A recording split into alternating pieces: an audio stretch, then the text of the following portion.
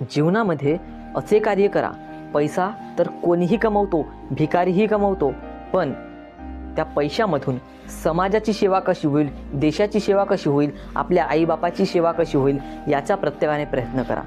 कोणत्याही क्षेत्रात जीवन जगा, राजकीय क्षेत्रात जीवन जगा, व्यावहारिक क्षेत्रात जीवन जगा, कोणत्याही क्षेत्रात जीवन जगा, पण काम एवढं सुंदर करा की तुमच्या नावाचा सुगंधही या महाराष्ट्रात दरवळला पाहिजे.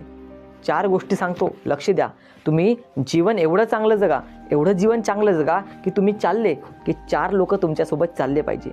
तुम्ही बसले की 4 लोक तुमच्यासोबत बसले पाहिजे. तुम्ही बोलले की 4 लोक तुमच्यासोबत बोलले पाहिजे. आणि तुम्ही गेले हे लोकांना कळलं की लोकांच्या डोळ्याला आपोआप धारा लागल्या पाहिजे. बस एवढंच जगा.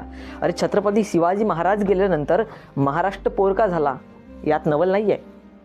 त्यांच्या परिवारावर दुःखाचा डोंगर कोसळला यातही नवल नाही आहे.